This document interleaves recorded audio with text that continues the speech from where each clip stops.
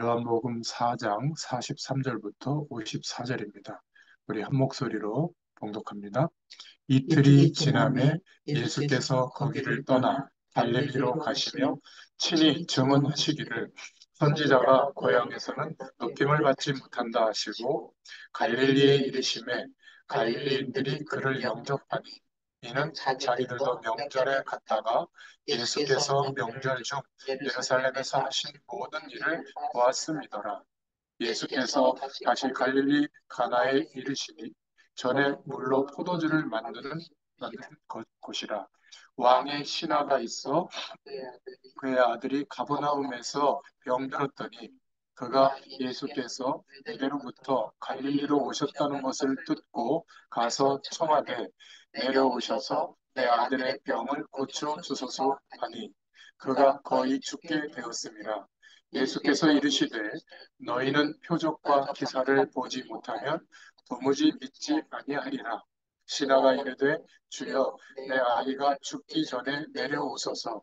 예수께서 이르시되 가라 내 아들이 살아있다 하시니 그 사람이 예수께서 하신 말씀을 믿고 가더니 내려가는 길에서 그 종들이 오다가 만나서 아이가 살아있다 하거늘 그 낫기 시작한 때를 물은즉 어제 7시에 열기가 떨어졌나이다 하는지라. 그의 아버지가 예수께서 내 아들이 살아있다 말씀하신 그때인 줄 알고 자기와 그 온 집안이 다 믿으니라. 이것은 예수께서 유대에서 갈릴리로 오신 후에 행하신 두 번째 표적이니라. 아멘. 요한복음 4장 오늘 43절부터 54절의 말씀을 통해서 은혜를 나눌 제목은 낫기 시작한 때를 물은즉이라는 제목입니다. 우리가 예배에 성공하고 복음의 가치를 알게 되면 우리의 과거와 그 어떤 문제와 어려움, 그 속에서 왔던 상처와 아픔들이 치유될 줄로 믿습니다. 그 치유됐다는 증거로 감사하는 그 은혜가 회복되죠. 오늘 이 수원 현장 예배를 통해서 우리의 과거와 현재와 미래를 주의 은혜로 인도하시는 것을 볼 수 있기를 바랍니다. 우리 과거의 모든 것이 사실 이 약속의 말씀, 그리고 하나님이 함께 하시는 하나님 나라의 배경을 누리는 증인으로 땅끝까지 우리 한 사람의 인생을 세우셔서 세계복음화의 증인으로 삼으시기 위한 하나님의 인도하심인 줄로 믿습니다. 에이, 목사님, 제가 이제 나이가 몇 살이고 내 형편이 이 정도밖에 안 되는데, 아유, 뭐 가족 구원도 힘들고 그런데 무슨 세계복음합니까? 그러면 그대로 됩니다. 어쩔 수가 없어요. 믿는 대로 되거든요.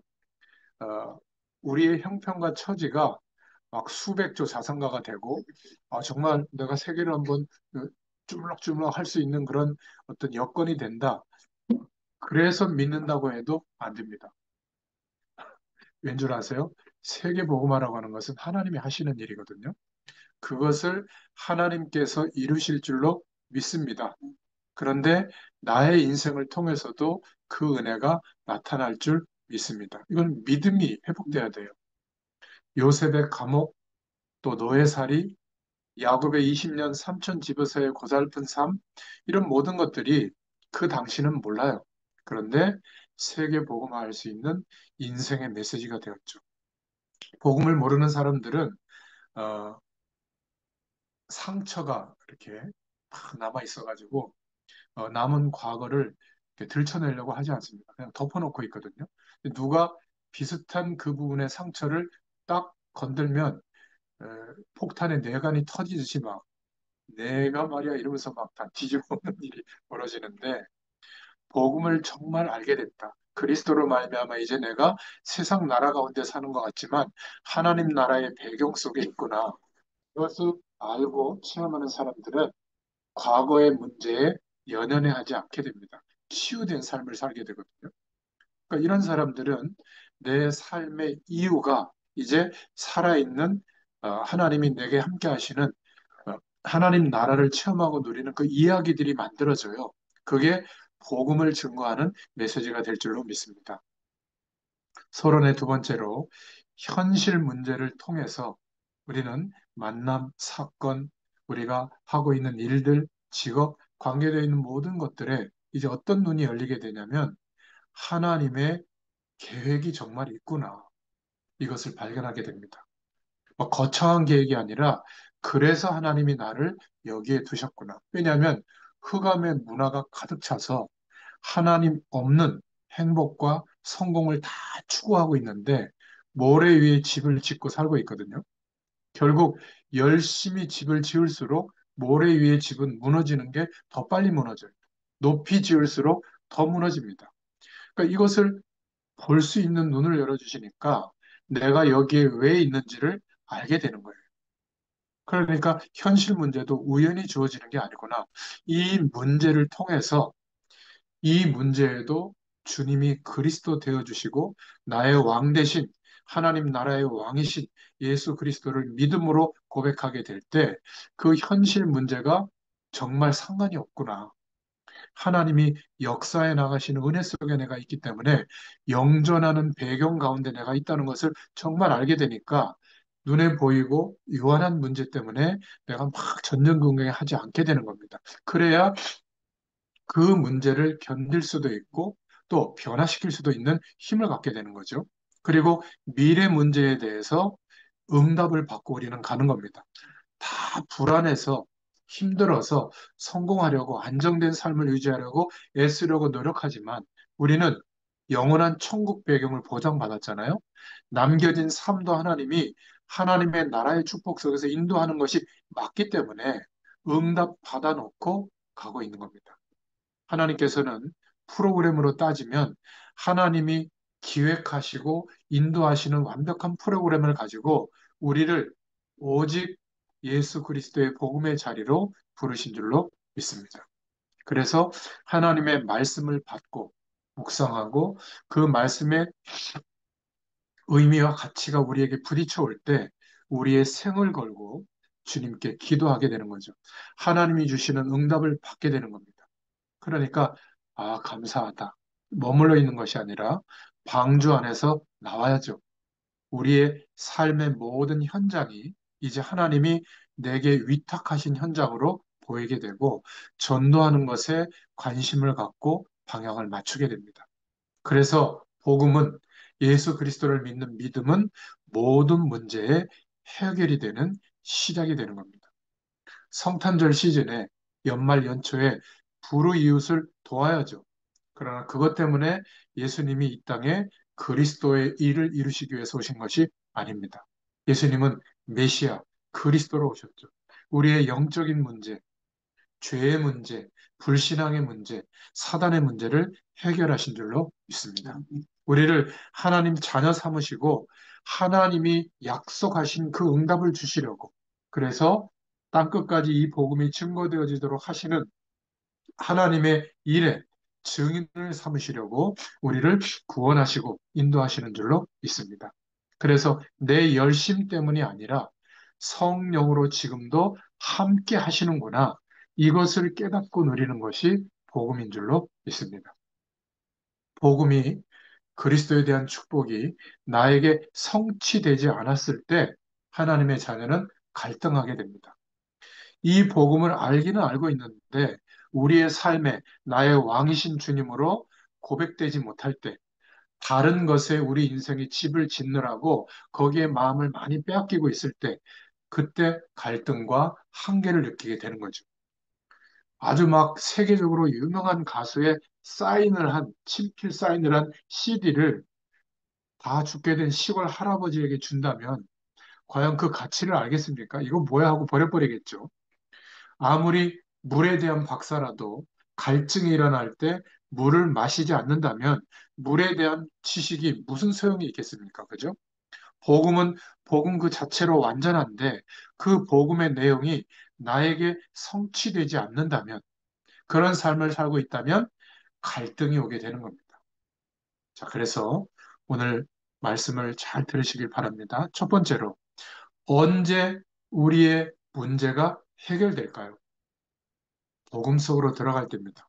오늘 제목이 낫기 시작한 때를 물은즉 이런 제목이죠. 우리의 고질적인 문제가 언제 해결되는지 알아야 됩니다.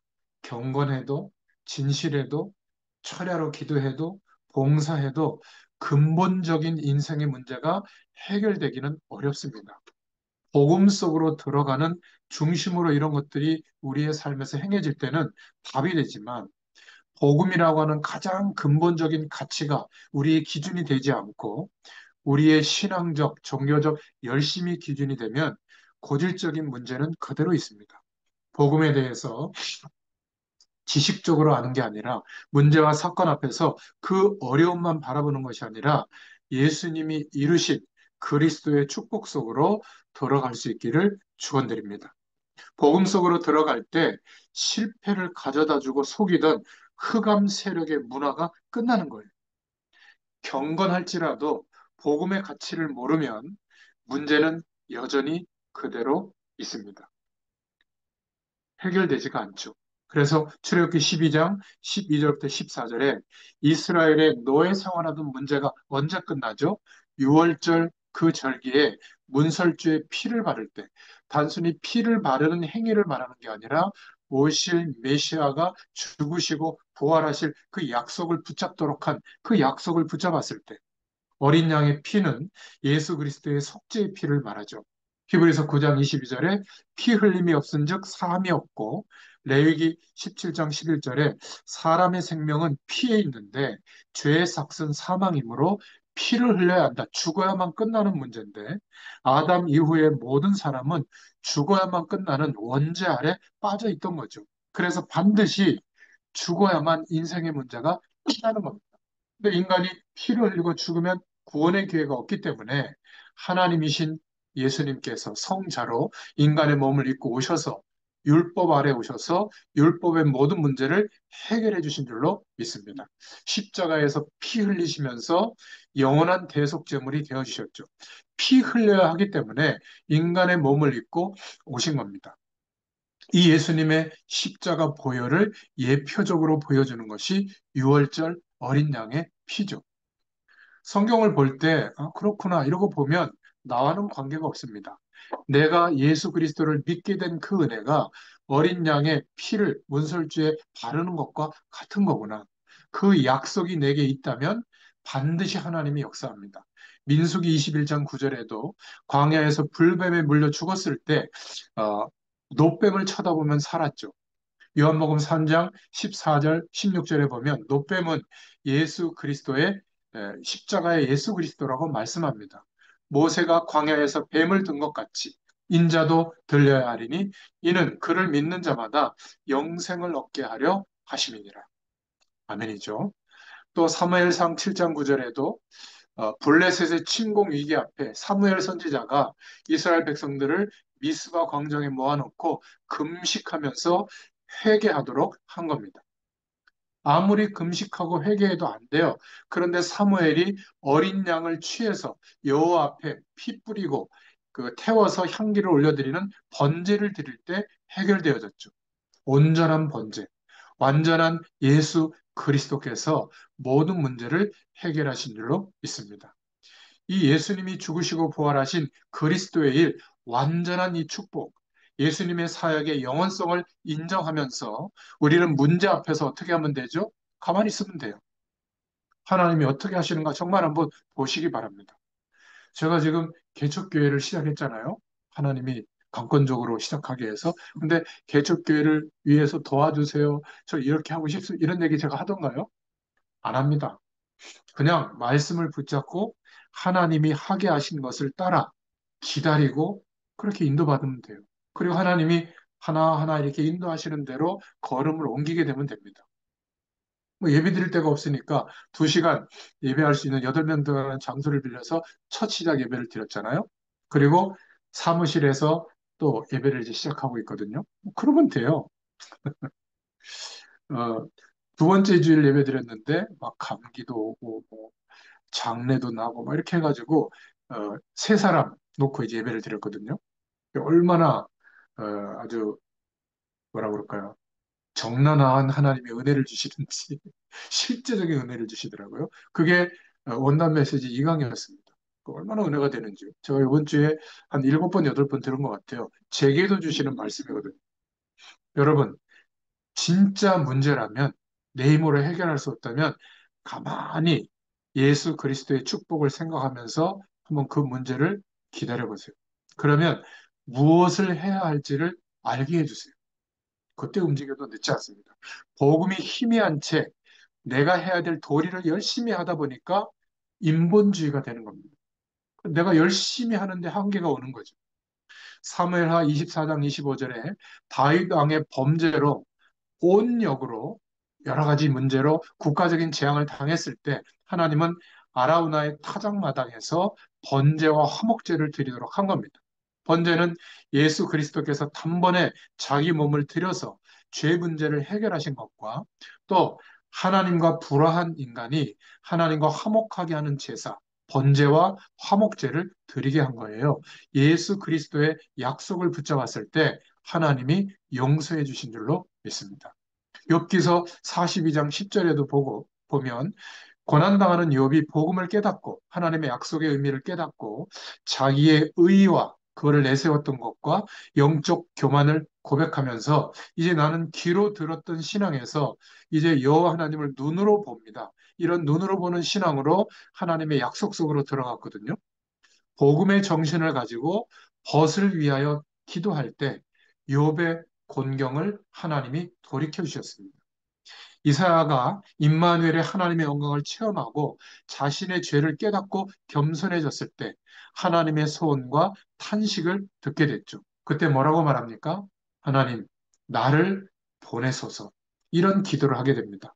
그때 하나님이 이사야에게 이사야 6장 13절에 그루터기, 아직 그루터기가 남아있다.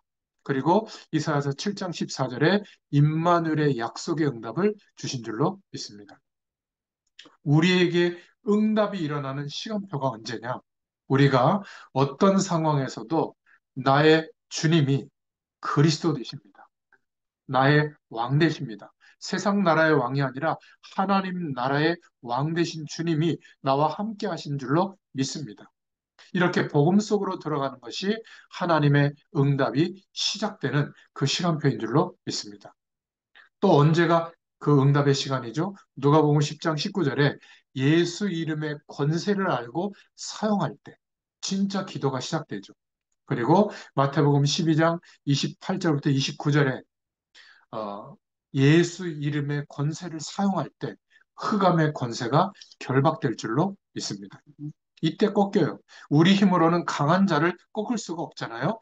뱀의 머리를 깨뜨리시고 사단의 권세를 꺾고 이미 승리하신 그리스도의 이름, 예수님의 이름의 권세를 사용할 때 하나님의 응답의 문을 우리를 속여서 우리가 다른 것에 마음을 뺏기는 사이에 가로막고 있던 흑암 권세가 꺾이게 될 줄로 믿습니다.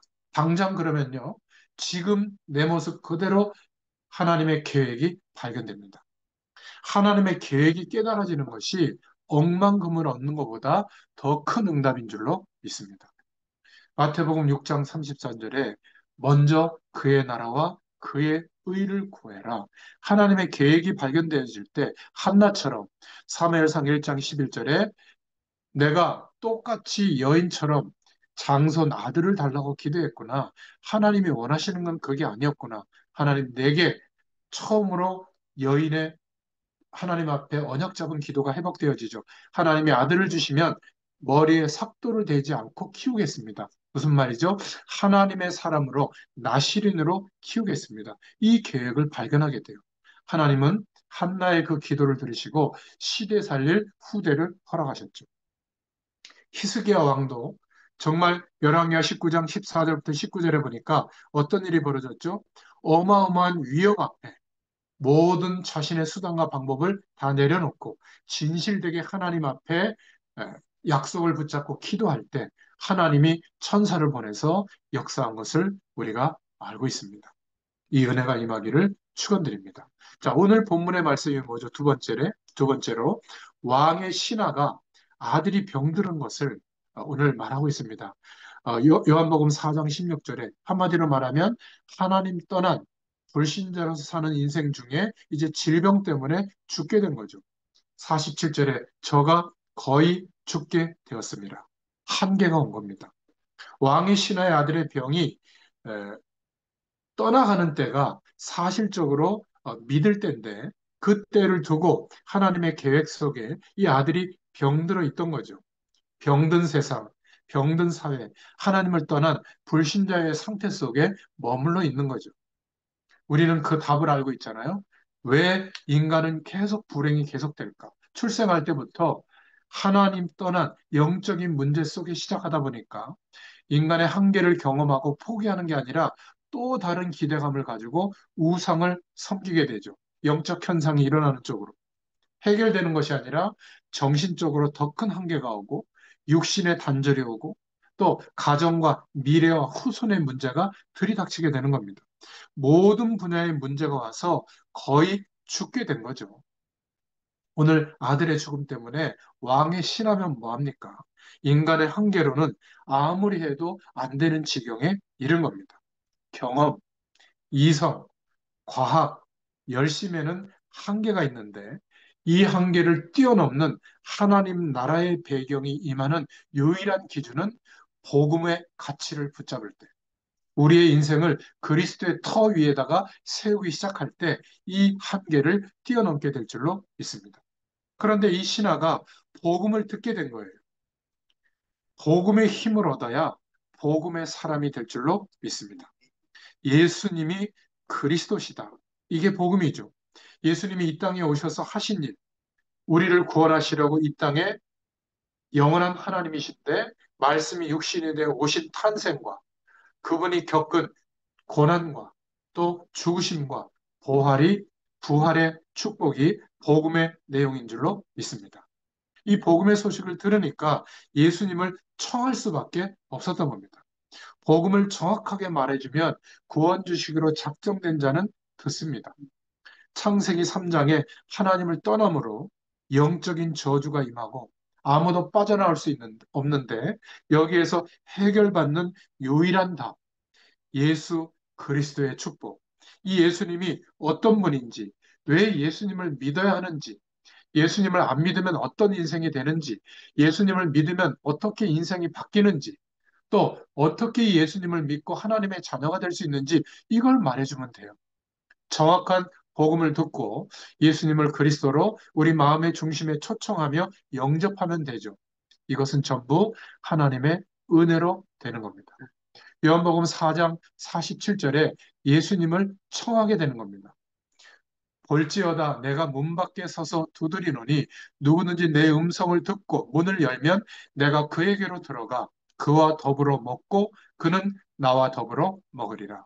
요한계시록 3장 20절에도 말씀하고 있죠.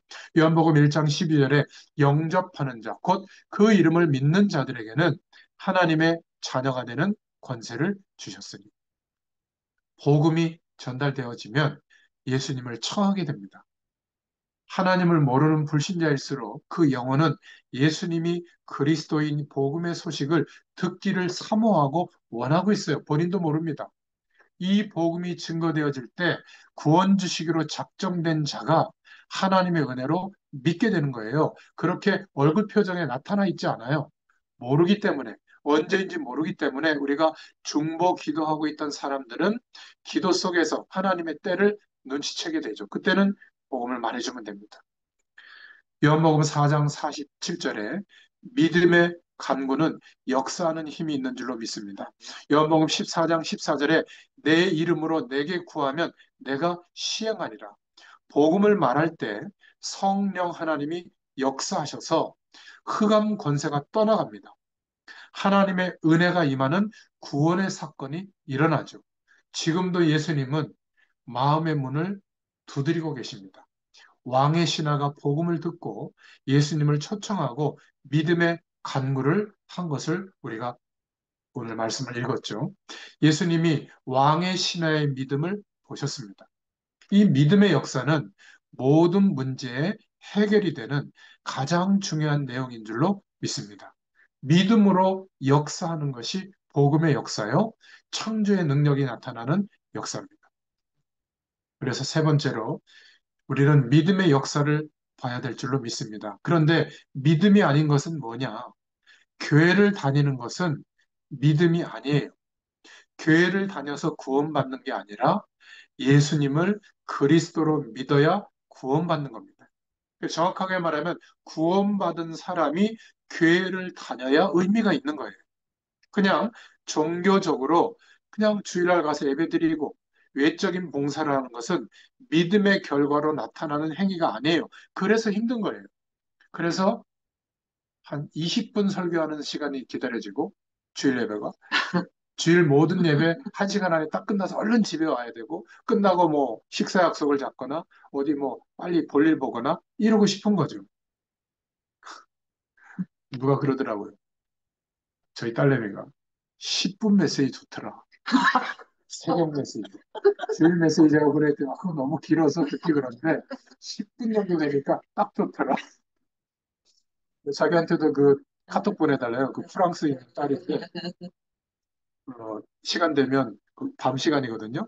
한 뭐 11시, 12시 되니까 10분 너무 좋아서 자기 너무 들어간다 이러더라고요. 그러니까 대부분 편하고 좋은 것을 찾는데 좀 생각해 볼 부분이 많이 있죠. 저는 이게 너무 한 30년 동안 현장에서 이 복음을 심부름하다 보니까 가능하면 여러분들이 들었던 이 복음의 내용이 영상 파일로, 음성 파일로 교재로 제가 올려드리잖아요. 그러면 여러분이 은혜 받다가 누군가에게 생각나서 보내준다고 저는 믿고 있어요. 그때 처음 복음에 대한 말씀을 듣는 사람이 있다고 저는 항상 염두에 두고 말씀 심부름을 하는 거거든요. 그래서 설명이 많아요. 누군가 처음 들어도 이해될 수 있도록 목회자로서 최선의 심부름을 한다. 그런 중심이 있거든요. 근데 설교는 또 그렇게 하면 안 되잖아요. 근데 이게 워낙 30년 동안의 체질이 되다 보니까 좀 설명이 많은데 이것도 하나님이 바꿔주시겠죠. 아무튼 믿음이 아닌 것은 신념, 우리의 감정, 또 우리가 갖고 있는 어떤 가치관, 관념 이런 것들은 믿음이 아닙니다. 믿음은 예수님이 그리스도시다. 유일한 하나님의 약속이 이루어진 유일한 진리다. 이것을 사실적으로 믿는 것이 믿음입니다.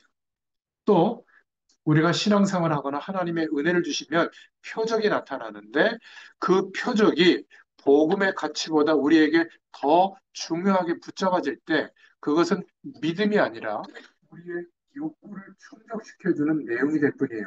그래서 신비주의가 되는 거죠. 기복 종교가 될 가능성이 많아요. 하나님 주시는 복은 좋은 거지만 이 복 중심으로 가다 보면 세상에서의 성공의 기준과 비슷해져요. 그러니까 하나님의 나라가 세상 속에 확장돼야 되는데 오히려 교회 안에 세상 나라가 들어와서 확장되죠. 그러면 누가 득세하죠? 세상 나라의 기준을 가지고 있는 사람이 득세하는 겁니다. 그러니까 가난한 사람은 교회 오기가 힘들어요. 또 모자란 사람, 성격 파탄자, 무너진 사람이 교회 오면 부끄러워요. 아닙니다. 예수님 시대의 교회는 누가 왔냐? 인생의 답을 잃어버린 사람들이 온 거예요. 뭐 부자도 성공한 사람도 인생의 답이 없다면 올 수 있는데 그분들은 낙타를 타고 바늘기로 들어갈 만큼 마음이 심령이 가난해지기가 어렵죠. 스스로 괜찮다고 생각하니까 우월 의식이 있으니까 그렇죠. 그래서 복음은 사실은 가난한 자들에게 심령이 가난한 자들에게 주어진 겁니다. 여러분 한번 복음을 심부름해 보세요. 아무나 이 말씀이 전달되지 않더라고요. 하나님이 그 마음의 심령을 가난하게 해놨고 하나님이 구원 주시기로 작정된 그 시간이 됐는데 하필이면 저와 여러분이 그날따라 복음 얘기를 한 거예요. 근데 그날따라 아무도 그 얘기를 해주는 사람이 없기 때문에 우리를 통해서 전달되는 것이 구원의 역사예요. 영접하는 일이 벌어지는 거죠. 이걸 계속 체험하다 보면요, 우리 주변에 널려 있다는 것을 알게 돼요. 이렇게 많은 사람들이 구원을 기다리고 있구나. 여러분, 이 눈을 뜰 수 있기를 축원드립니다. 그래서 사실적인 믿음이 뭐냐? 히브리서 11장 1절에 믿음은 바라는 것들에 보이지 않지만 실상이다. 보지 못하는 것들의 증거다. 이 왕의 신하는 예수님을 그리스도라고 믿는 사실적인 믿음이 있었고, 그리고 믿음의 간구를 한 겁니다. 진짜 믿음의 기도를 한 사람은 가만히 하나님이 응답하시는 시간표를 기다립니다. 대부분 우리가 어떻게 하냐면 기도해놓고 약속 붙잡고 기도했다고 하면서 우리 편에서 온갖 대책을 다 세우고 염려한 거에 대한 대책까지 세우고 또 인간적인 술수도 다 씁니다. 그래놓고 내가 기대하는 쪽으로 응답이 안 왔다고 하거든요. 요셉을 생각해 보세요. 노예로 팔려가지 않는 게 응답이 아니잖아요. 지금 우리가 노예로 팔려간다. 또 막 어마어마하게 내가 잘못한 일 하나도 없는데 감옥에 들어간다. 막 금식기도 하면서 하나님 웬 말입니까? 나를 감옥 가게 하다니 하나님 이럴 수 있습니까? 감옥 안 가게 해주세요. 응답이잖아요. 감옥 가야 돼요. 우리는 모르는 겁니다. 그래서 우리가 기도할 때 믿음으로 기도했다면 우리에게 벌어지는 모든 사건과 일들은 응답이에요. 제가 이렇게 말씀드릴 수 있냐면 가장 연약해져 있을 때, 정말 아무것도 할 수 없을 때 하나님의 백성은 어떻게 하죠? 하나님 바라봅니다. 그러면 하나님이 영원한 축복으로 역사한다는 것을 그때 비로소 알게 돼요. 그걸 한 번만 체험하잖아요. 일평생 흔들리지 않게 됩니다. 이것이 내 인생을 편안하게 60년, 70년, 80년 살아가는 응답보다 이 하나님이 함께하는 축복을 경험하는 것이 더 크기 때문에 하나님이 하나님의 백성된 우리에게 인생을 희생시켜서라도 반드시 체험시키는 거예요.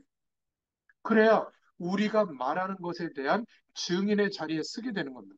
하나님 살아계셔. 하나님 정말 함께 하셔. 여기에 권위가 있게 되는 거죠. 그렇죠? 자녀들에게도 그것을 말해줄 수 있는 겁니다.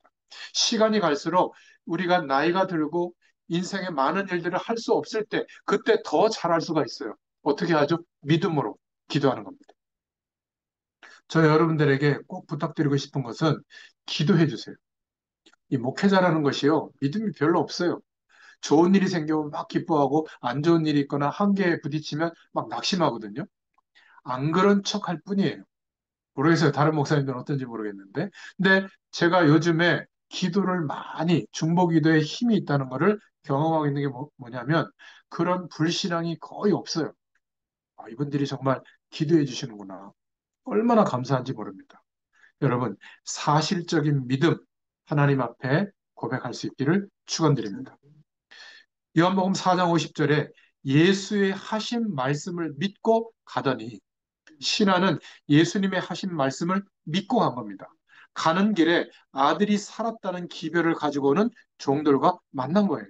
그래서 묻는 겁니다. 요한복음 4장 52절에 낫기 시작한 때가 언제냐 물은즉 요한복음 4장 53절에 예수께서 내 아들이 살았다 말씀하신 그때인 거예요. 그래서 결국 어떻게 됐죠? 아, 이분이 그리스도인 게 맞구나. 온 집이 다 믿게 되는 결과가 오게 된 겁니다.